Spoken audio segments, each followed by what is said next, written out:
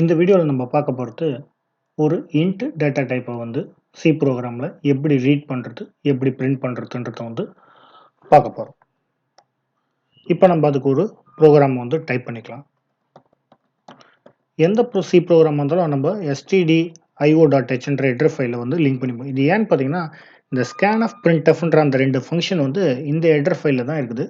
அந்த ரெண்டு ஃபங்க்ஷன் தான் நம்ம வந்து இன்புட்டை வந்து ரீட் பண்ணுறதுக்கும் கீபோர்ட்லேருந்து அதுக்கப்புறம் பிரிண்ட் பண்ணுறதுக்கும் டிஸ்பிளேல வந்து பிரிண்ட் பண்ணுறதுக்கும் வந்து யூஸ் ஆகுது. அதுக்கப்புறம் int main. சில புஸ்தகத்தில் பார்த்தீங்கன்னா void main கொடுத்துருப்பாங்க, சிலதில் வந்து பார்த்தீங்கன்னா int main கொடுத்துருப்பாங்க. ரெண்டுத்துக்கும் என்ன வித்தியாசம்னு பார்த்தீங்கன்னா கால் பண்ணுற ஆப்ரேட்டிங் சிஸ்டத்துக்கு ரிட்டர்ன் வேல்யூ ஏதாவது அனுப்புகிறோமா இல்லையான்றது தான் வித்தியாசம். மற்றபடி நம்ம எழுதுகிற கோடிங் வந்து எக்ஸிக்யூட் ஆகிறதுக்கும் இதுக்கும் எந்த பெரிய சம்மந்தமும் கிடையாது. சின்ன லெவலில் நீங்கள் ப்ரோக்ராம் எழுதும்போது int main யூஸ் பண்ணிக்கலாம், தாராளமாக void main வந்து யூஸ் பண்ணிக்கலாம். இப்போ இன்டிஜர் டேட்டா டைப்புக்கு வந்து நம்ம ஒரு வேரியபிளை டிக்ளேர் பண்ணிக்க போகிறோம். அதுக்கான கீவேர்டு பார்த்தீங்கன்னா INTன்றது. அடுத்தது வந்து ஒரு வேரியபிளை டிக்ளேர் பண்ணிக்க போகிறோம். நம்ம இப்போ இங்கே வந்து இன்புட்ன்றது வேரியபிளோட நேமாக கொடுக்க போகிறோம். அடுத்தது வேல்யூவை ரீட் பண்ண போகிறோம். இதுக்கு நம்ம யூஸ் பண்ண போகிற ஃபங்க்ஷன் வந்து பார்த்தீங்கன்னா scanfன்ற ஃபங்க்ஷனை வந்து யூஸ் பண்ண போகிறோம். இது வந்து stdio.h என்ற ஹெடர் ஃபைலில் வந்து இருக்குது. இப்போது கீபோர்டில் நம்ம கொடுக்கறது வந்து இன்புட் பஃபருக்கு போகும்.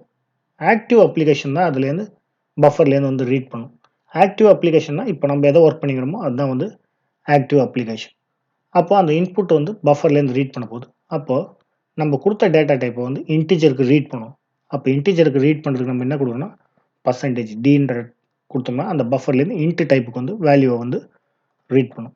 ரீட் பண்ணிவிட்டு எங்கே ஸ்டோர் பண்ணணும், இன்புட்டில் வந்து ஸ்டோர் பண்ணணும்.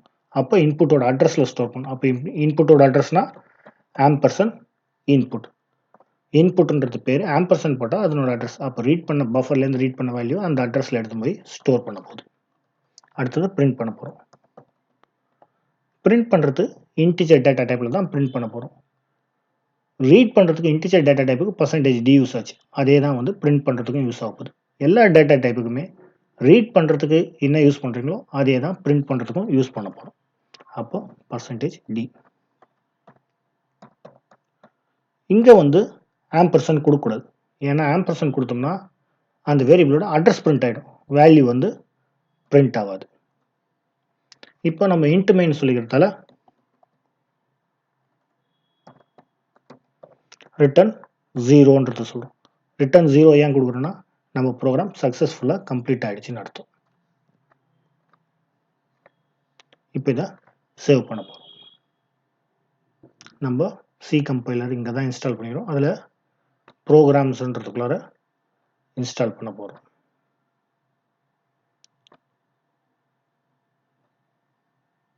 அப்போ இதுக்கு ஒரு நேம் கொடுக்க போகிறோம். int.cன்னு வந்து நேம் கொடுக்க போகிறோம். இப்போ சேவ் பண்ணியாச்சு. அடுத்தது இதை போய் நம்ம கம்பைல் பண்ண போகிறோம். gcc int.c -o intன்னு வந்து நேம் கொடுக்கும். இப்போ இது வந்து கம்பைல் ஆக போகுது. இப்போ ப்ரோக்ராம் வந்து கம்பைல் ஆகிடுச்சு. நமக்கு வந்து அவுட்புட் ஃபைல் இன்ட்ன்ற நேமில் வந்து ஜென்ரேட் ஆகிடுச்சு, int.exe.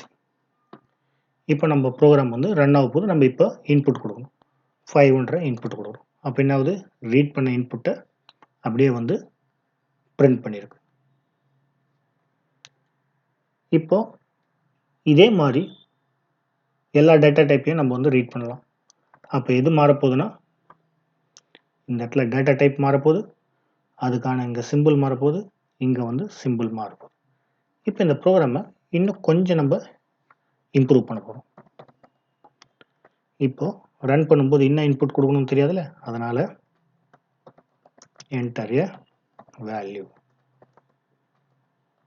அப்போ இது வந்து பிரிண்ட் ஆகும். அடுத்தது இங்கே வந்து ஸ்டேட்மெண்ட் கொடுக்க போகிறோம்.